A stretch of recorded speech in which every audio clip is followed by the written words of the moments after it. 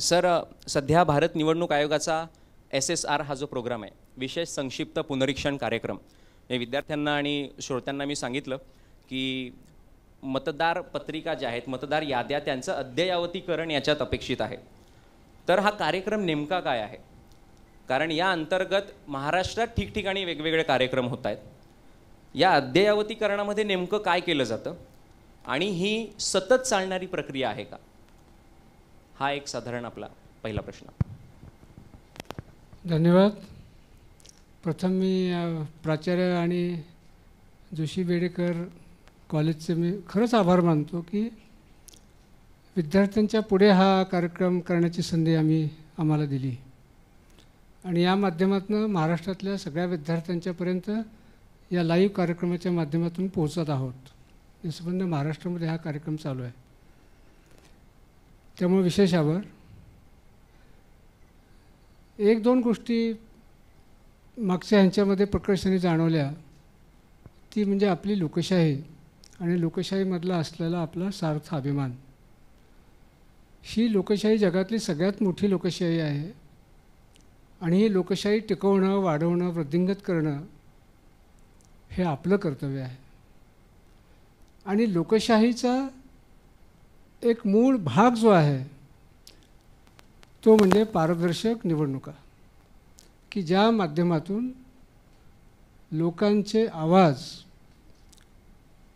प्रतिनिधी स्वरूपामध्ये आपण पार्लमेंटमध्ये किंवा स्टेट असेंब्लीमध्ये आपण पाठवतो. आणि खऱ्या अर्थानं ती प्रोसेस जेवढी पारदर्शक, जेवढी उत्तम प्रकारे राबवली जाईल, तेवढ्या उत्तम प्रकारे लोकशाहीचा आपण बळकटीकरण करत असतो आणि त्याच्यामध्ये सगळ्यांचा सहभाग असणं आवश्यक आहे आणि ते नागरिकांचं कर्तव्य आहे. आणि ह्या निवडणुकीचा मूळ गाभा जो आहे तो म्हणजे मतदार याद्या आहेत.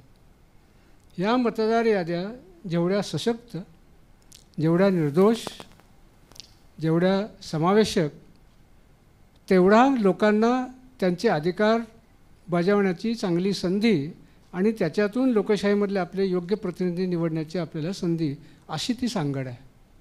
आणि म्हणून मतदान याद्या ह्या अतिशय महत्त्वाच्या आहेत. ह्या जर सदोष असतील, ह्या जर फुगलेल्या असतील, तर मग अनेक प्रश्न त्याच्यातून निर्माण होतात. आणि म्हणून प्रत्येक वेळेला या याद्या अद्ययावत असणं गरजेचं आहे आणि त्याची प्रकृती पण व्यवस्थित असणं गरजेचं आहे. ह्या दोन गोष्टी या महत्त्वाच्या आहेत. आणि म्हणून ह्या अद्ययावतीकरणाची जी प्रक्रिया आहे ती दरवर्षी आम्ही करतो.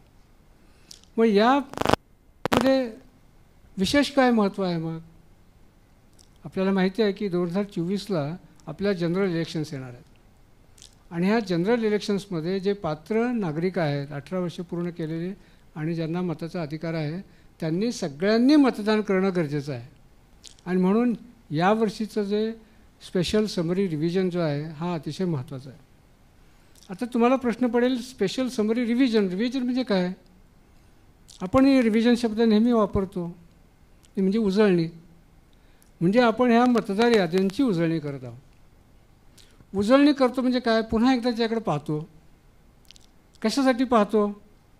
की याच्यामध्ये जे सुटलेले आहेत ते यादीमध्ये यावेत, या यादीमधले जे निघालेले आहेत, जे मयत झालेले आहेत किंवा कुठल्या कारणाने गेलेले आहेत, त्यांची वगळणी केली तर ती यादी आपली समावेशक होईल. आणि म्हणून इलेक्शन कमिशनचं जे ब्रीदवाक्य आहे की no voter should be left behind, कोणालाही मतदानापासून वंचित राहणार नाही कोणी, हे ब्रीदवाक्याला सार्थ करण्यासाठी जे जे एलिजिबल आहेत त्यांची नोंदणी करणे हा SSRचा एक मुख्य भाग आहे.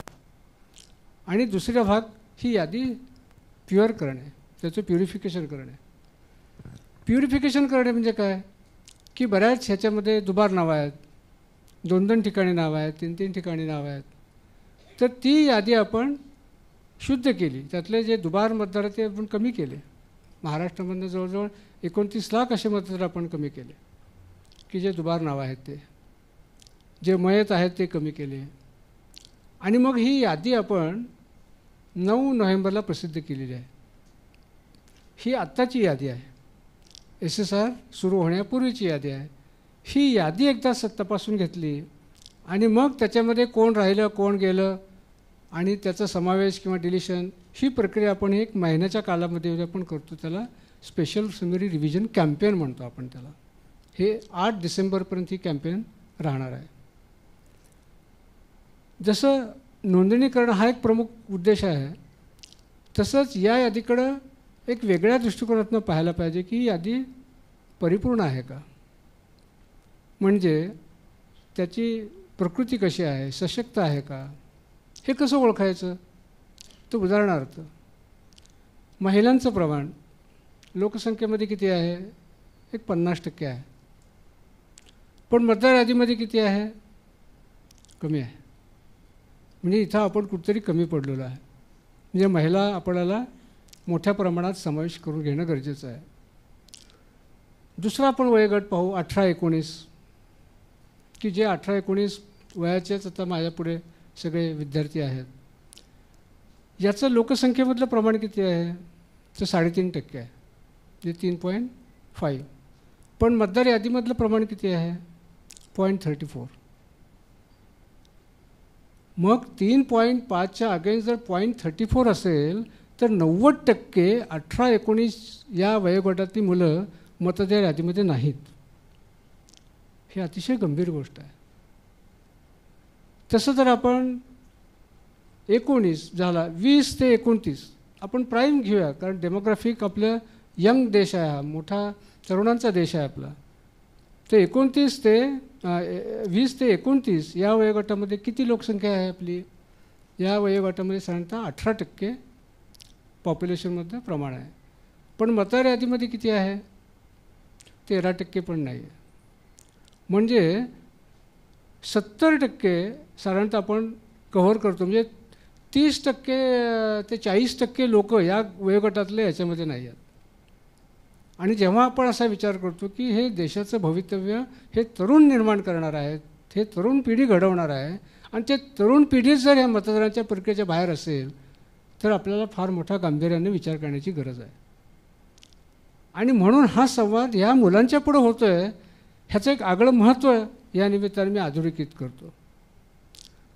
आपले सर्वसमावेशकता म्हणजे लोकशाही प्रक्रियेमध्ये सगळ्यांचा सहभाग असला पाहिजे. मग तो तृतीयपंथी असो, किंवा शरीर विक्रय करणाऱ्या महिला असो, किंवा विमुक्त जाती जमाती असोत, किंवा दिव्यांग असोत, यांनासुद्धा तेवढाच अधिकार आहे आणि त्याच प्रमाणामध्ये त्यांची नोंदणी होण्याची गरजेचं आहे. महाराष्ट्रामध्ये तृतीयपंथीयांची लोकसंख्या किती असावी, रफ एस्टिमेटप्रमाणे साधारणतः 4 ते 5 लाखापर्यंत आहे संबंध महाराष्ट्रामध्ये.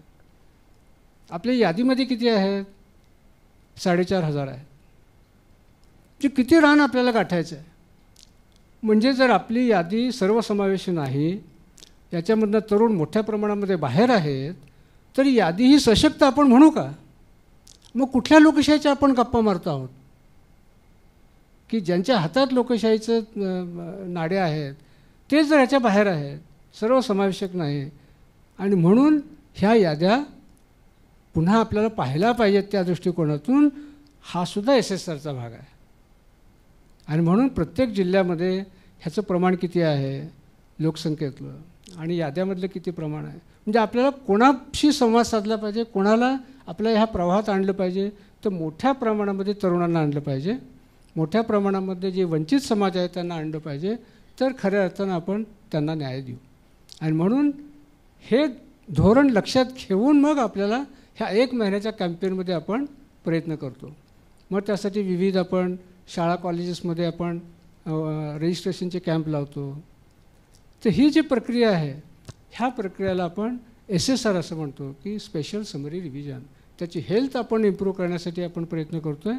आणि त्याच पद्धतीने जे नवीन मतदार आता होऊ पाहत आहेत त्यांना आपण आवाहन करतो की तुम्ही याच्यामध्ये या, आणि येण्याची गरज आहे, त्यांना फोकस करण्याची गरज आहे. म्हणून नवीन रजिस्ट्रेशनसाठी आपण फार प्रयत्न करतो. तर SSRचा खरं म्हणजे हा उद्देश आहे.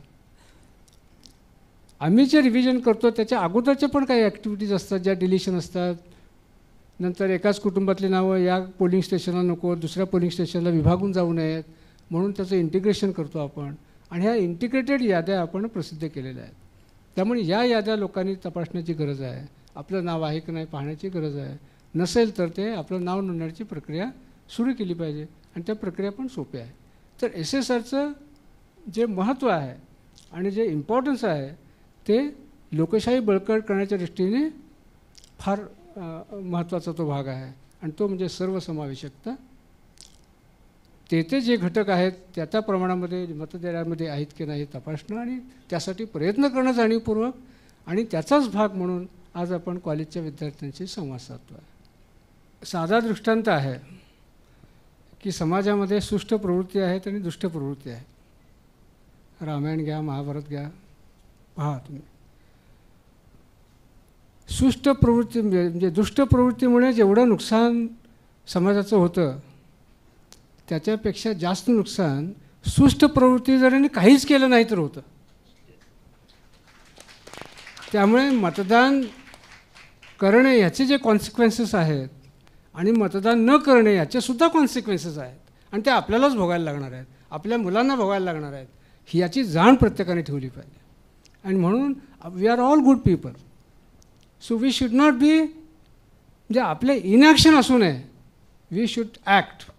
जर तुम्ही ॲक्ट केलं नाही तर मात्र त्याचं जे अपरिमित नुकसान होणार आहे ते तुम्हालाच भोगायचं आहे. आणि म्हणून आपल्यासाठी आपल्या पुढच्या पिढीसाठी आपण मतदान केलं पाहिजे.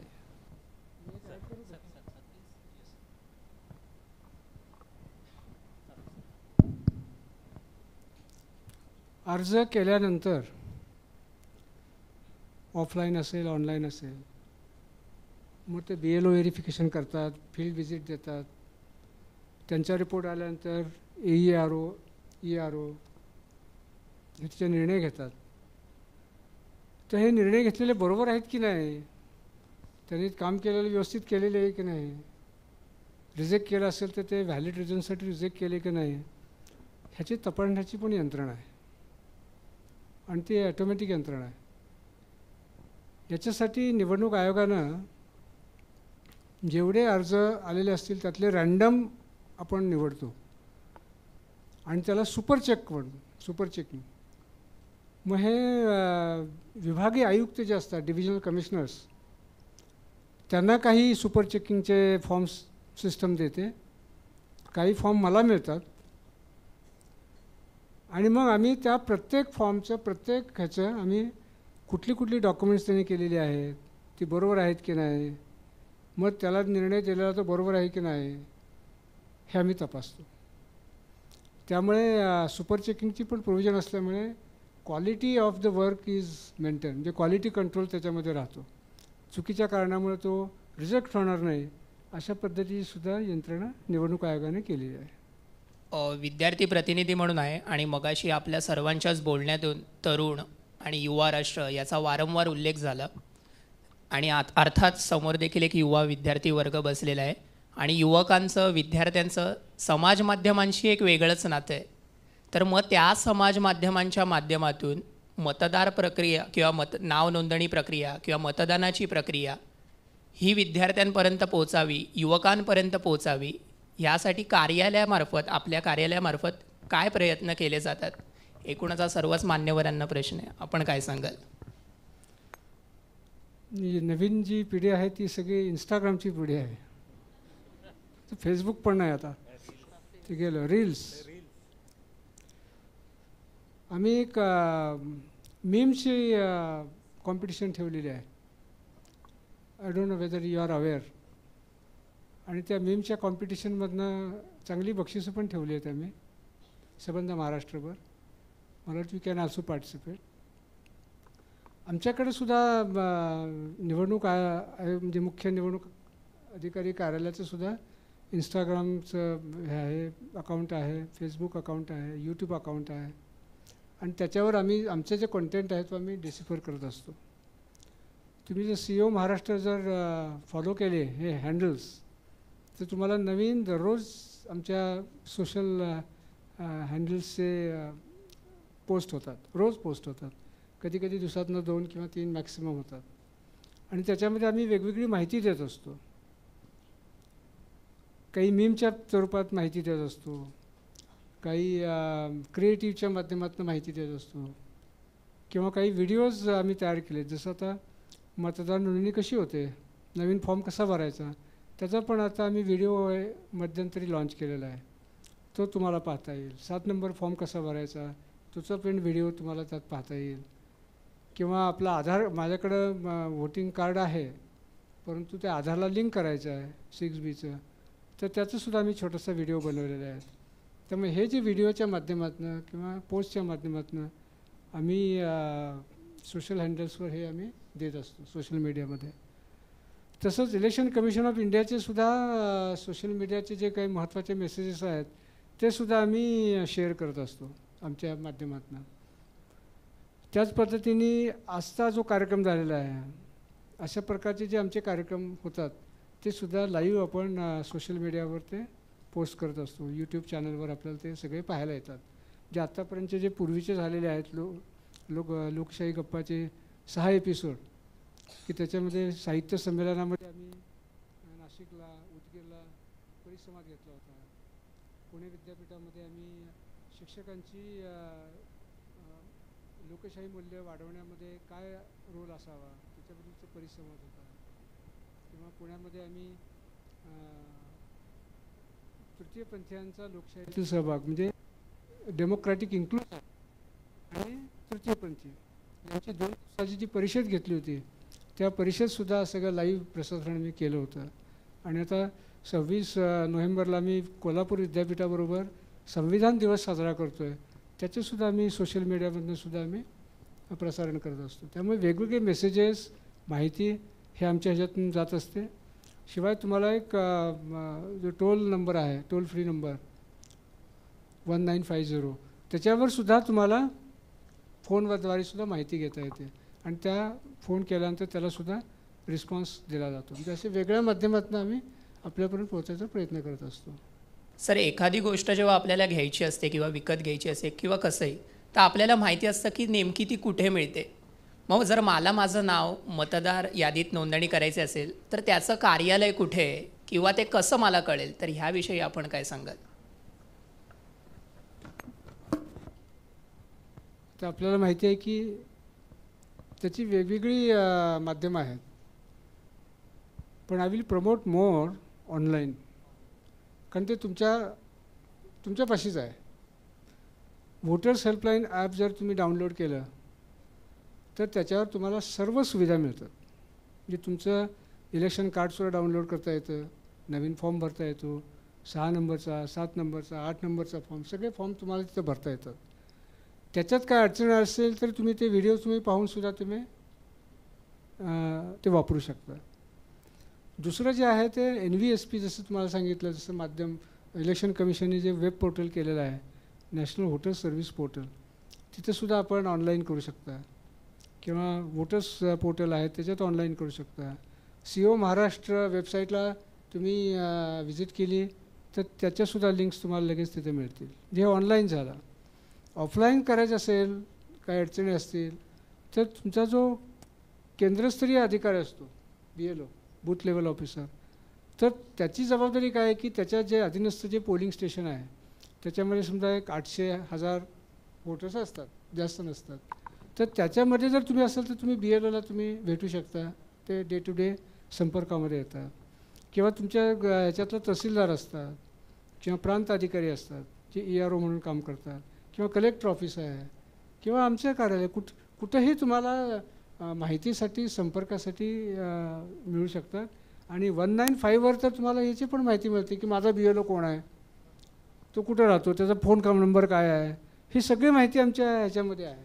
त्यामुळे तुमच्या भागातला जो BLO कोण आहे, त्याचा फोन नंबर काय, त्यालासुद्धा तुम्ही संपर्क करू शकता.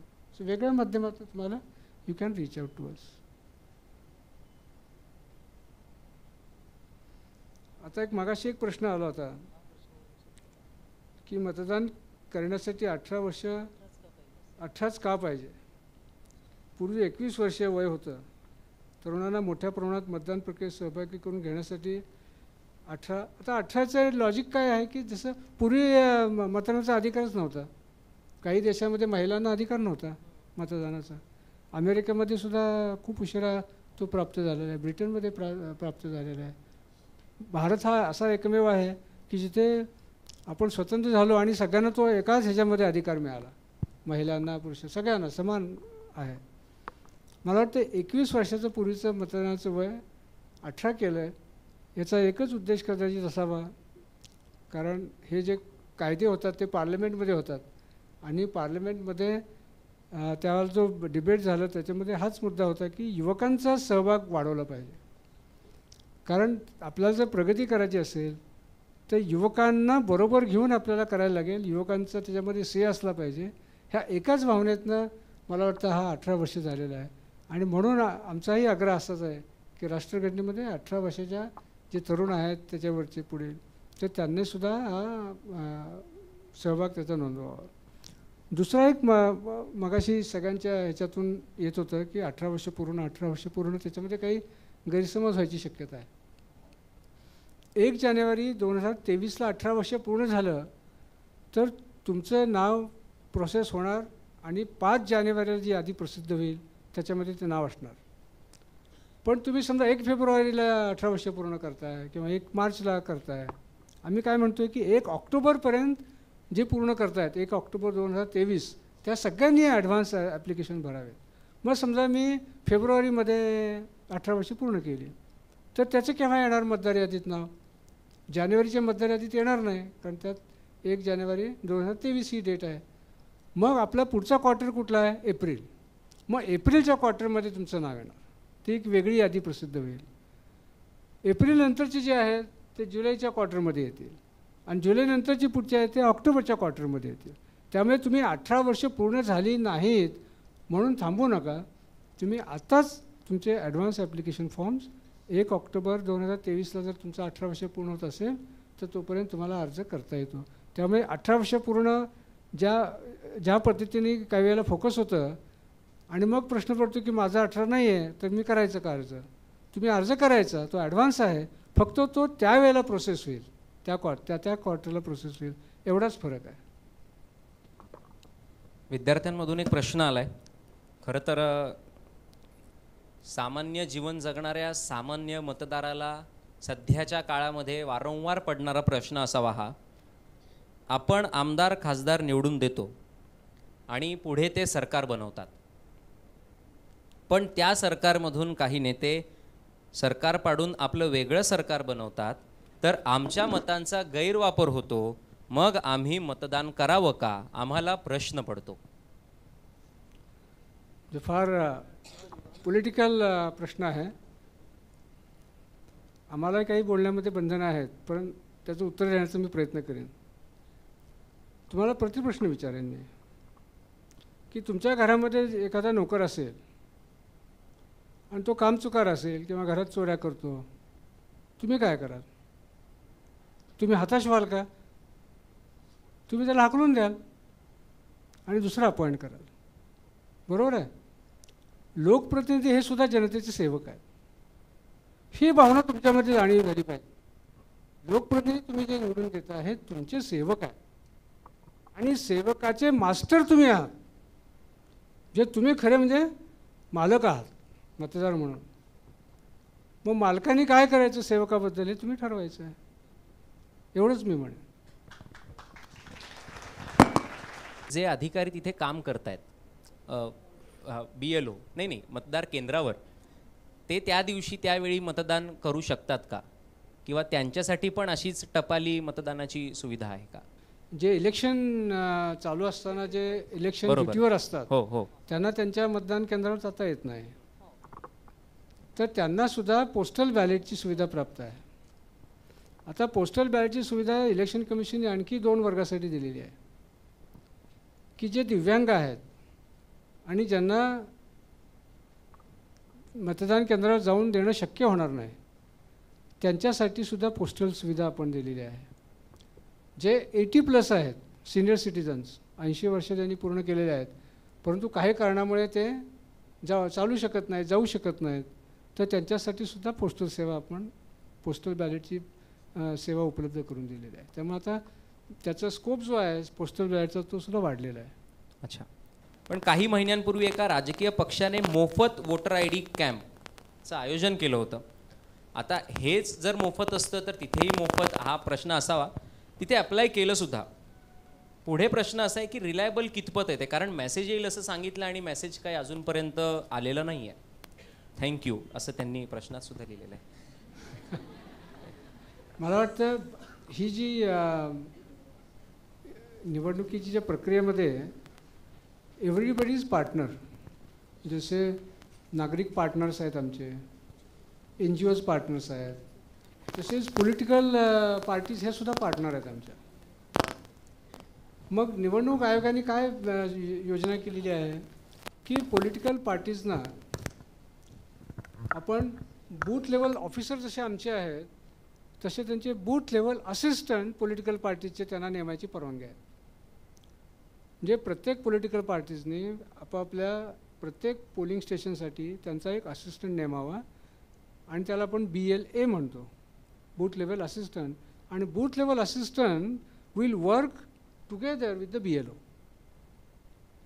आणि त्यांना फॉर्म गोळा करायची सुद्धा परवानगी दिलेली आहे, पण त्याला लिमिट दिलेलं आहे की त्यांनी दिवसातून मॅक्सिमम 10 अर्ज ते गोळा करू शकतात.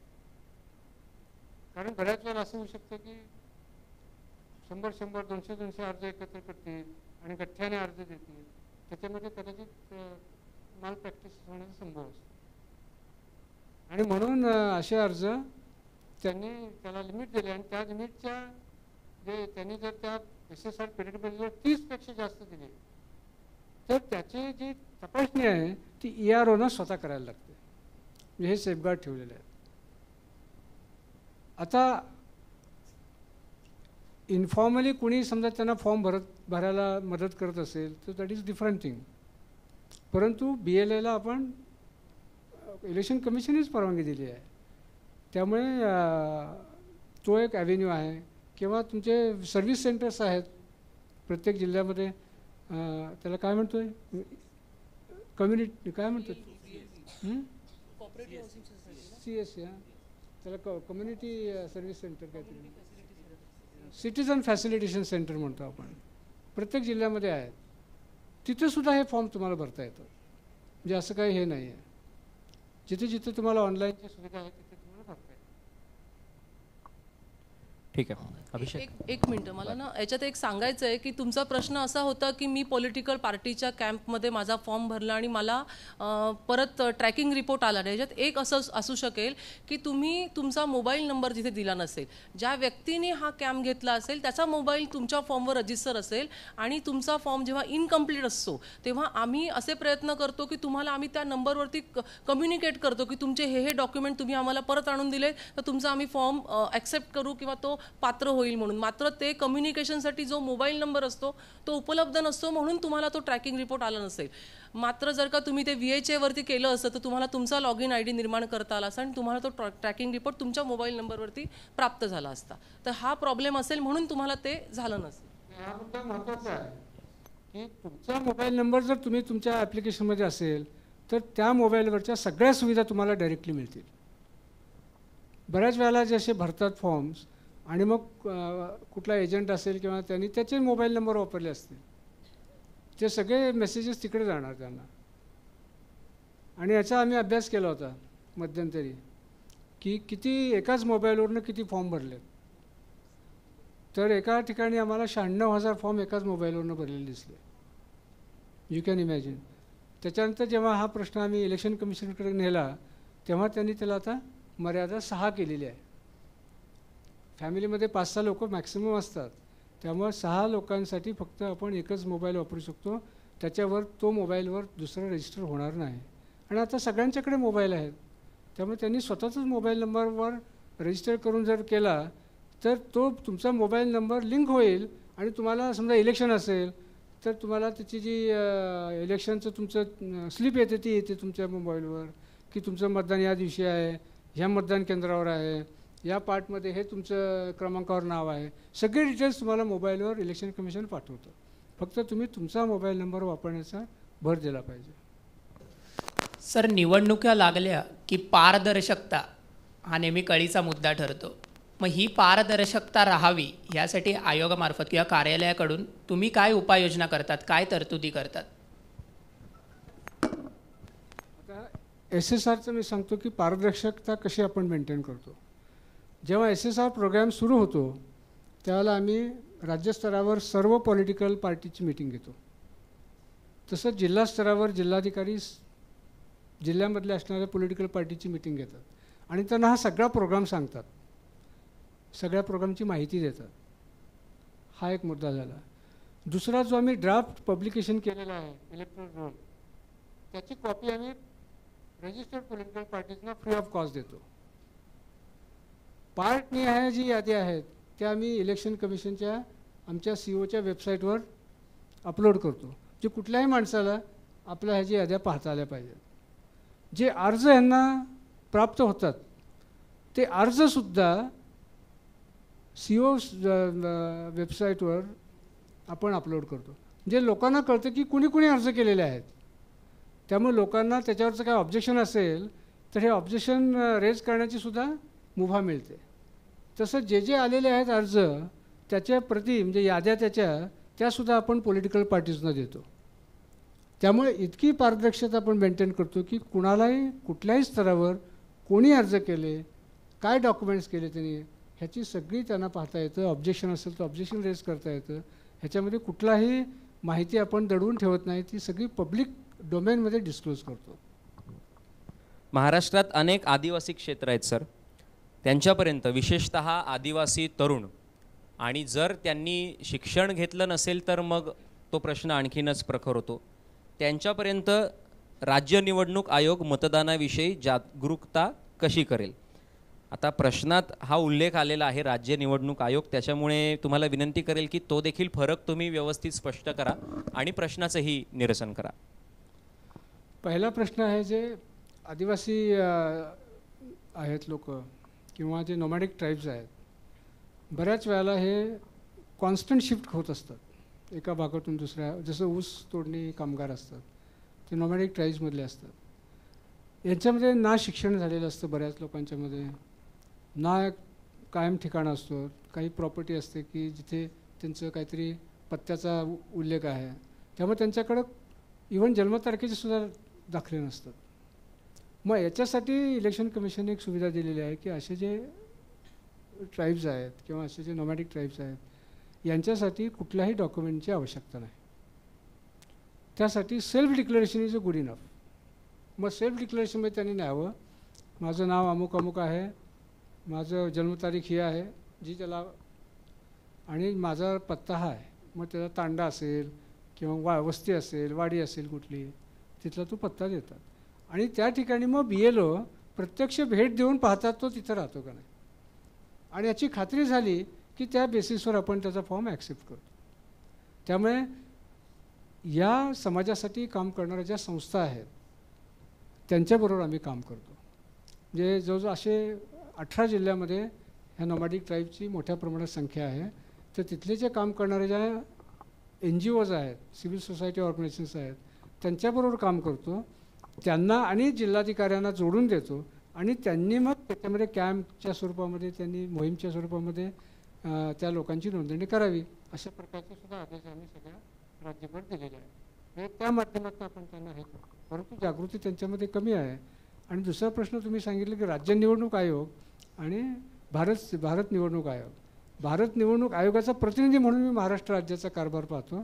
त्याच्यामध्ये मग लोकसभा निवडणुका, राज्यसभा निवडणुका, विधानसभा, Vidhan Parishad, president, vice president, ह्या सगळ्या निवडणुका आम्ही पार पाडतो इथे महाराष्ट्रामध्ये. परंतु ज्या लोकल बॉडीज आहेत, जसं ग्रामपंचायती आहेत, नगरपालिका आहेत, महानगरपालिका आहेत, त्याच्यासाठी स्वतंत्र यंत्रणा केलेली आहे. आणि ती स्वतंत्र यंत्रणा म्हणजे राज्य निवडणूक आयोग हे हे करत असतात. फक्त याच्यातला समान जो धागा आहे तो म्हणजे आपली मतदार यादी. ती मतदार यादी आम्हीच बनवतो, ते वापरतात आणि मग वार्डनिहाय त्याची विभागणी करतात. असे मग पुढचा जो आहे तो त्यांचं ज्युरिस्डिक्शन आहे. परंतु त्या यादीमध्ये ते नवीन नाव ॲड करू शकत नाही किंवा एखादं नाव डिलीट करू शकत नाही. ती यादी ही प्रमाण फक्त भारत निवडणूक आयोगाने जी बनवलेली आहे तीच राहते. मतदान करणं हे खूप महत्त्वाचंच आहे आणि आत्ता खूप युवक वर्ग आपल्यासमोर आहे. आणि एक युवक म्हणून मलाही हा प्रश्न आहे की जे चकाकते ती प्रत्येक गोष्ट सोनं नसते. मग आम्ही आमचं जे मत देतो ते मत ज्या व्यक्तीला देतो तर तो योग्य उमेदवार कसा निवडावा आम्ही, त्यासाठी आमच्या मनात आम्ही काय धारणा करावी, तर ते आपण सांगितलं तर नक्कीच आम्हाला देखील. मला वाटतं हा प्रश्न फार महत्त्वाचा आहे की तुम्ही निवडून देणार उमेदवार कसा आहे, त्याची सगळी माहिती जी आहे ती इलेक्शन कमिशन डिस्क्लोज करते. म्हणजे एखादा उमेदवार असेल तर त्याची संपत्ती काय आहे त्याची सगळी आपल्याला जाहीर करायला लागते. तसंच त्याची क्रिमिनल बॅकग्राऊंड काय आहे, कुठले कुठले गुन्हे दाखल झालेले आहेत ते त्याला डिक्लेअर करायला लागतात. आणि हे गुन्हे किंवा ही जी सगळी माहिती आहे ही त्यांनी त्यांच्या पॉलिटिकल पार्टीच्या वेबसाईटवर डिक्लेअर करायला लागते.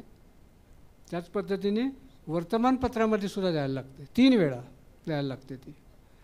आणि त्यांना हे त्यात म्हणायला लागतं की समजा एखादा क्रिमिनल बॅकग्राऊंडचा उमेदवार आहे तर ज्याच्यावर कुठलेच गुन्हे नाहीत असा उमेदवार न देता तुम्ही क्रिमिनल बॅकग्राऊंड ज्यांचे आहे असे उमेदवार तुम्ही उभे का करायला लागले, तुम्हाला त्याचं कारणसुद्धा त्या वेबसाईट्सवर त्यांना लिहायला लागतं, वर्तमानपत्रासुद्धा ते द्यायला लागतं. त्यामुळे इलेक्शन कमिशनचा जो भर आहे तो डिस्क्लोजरवर आहे. कारण शेवटी मतदानाचा अधिकार तुम्हाला आहे, आपले मतदार सुज्ञ आहेत, ते विचार करतात, सगळ्या बाजूचा विचार करतात, मग ठरवतात. फक्त त्यांना इन्फॉर्मेशन देणं फार गरजेचं आहे. आणि म्हणून डिस्क्लोजरच्या माध्यमातून ही इन्फॉर्मेशन वोटर्सपर्यंत जावी आणि then he will make a inform choice की who is a better candidate for him. हा इलेक्शन कमिशनचा हा अप्रोच आहे. बाकी कुठला आपल्याला तसा देता येणार नाही. तसं की प्रत्येक कॉलेजमध्ये, कारण युवा हा जास्त कॉलेजेसमध्ये आहे, प्रत्येक कॉलेजमध्ये असे कॅम्प करण्याबद्दल नियोजन प्रत्येक जिल्हाधिकाऱ्यांनी केलेलं आहे. त्यावेळेला माझी तुम्हाला एक विनंती राहील की कॉलेजच्या प्रिन्सिपलने 1, 2 ते 3 फोकल पॉईंट्स टीचरचे नेमावेत. त्यांनी एवढी माहिती तयार करावी की कोणाकोणाचे झालेले नाही आहेत, मतदान नोंदणी झालेली नाही आहे, आणि त्यांच्यापर्यंत हा एक मेसेज पोचवायचा की ह्यासाठी काय काय लागतं. एक फोटोग्राफची कॉपी लागते, एखादा वयाचा पुरावा लागतो आणि रहिवासाचा पुरावा. मग ते आधार कार्ड असेल, ड्रायव्हिंग लायसन्स असेल, कुणी त्याच्यामध्ये जिथं जिथं हे उपलब्ध आहे हे त्यांनी येऊन घ्यावं, येताना घ्यावा. आणि त्या कॅम्पमध्ये मग सगळे हे डॉक्युमेंट्स आपल्याला एकाच वेळेला भरता येतील. किंवा ऑनलाईन पद्धतीने त्यांनी त्यांच्या मोबाईलवर कसं करता येईल हे सुद्धा आपण हँड्स ऑन तिथं कॅम्पमध्ये घेऊ शकतो. तेच ते फॉर्म भरतील. इतकं सोपं आहे ते. त्यामुळे आपण हे करूया. आणि या माध्यमातून प्रत्येक महाराष्ट्रातल्या प्रत्येक कॉलेजेसमध्ये असे कॅम्प झाले पाहिजेत. असे एक आमचे सगळ्या प्राध्यापकांना, तुमच्या जे मॅनेजमेंट आहेत आणि जे प्राचार्य आहेत त्यांना माझी या निमित्ताने विनंती राहील.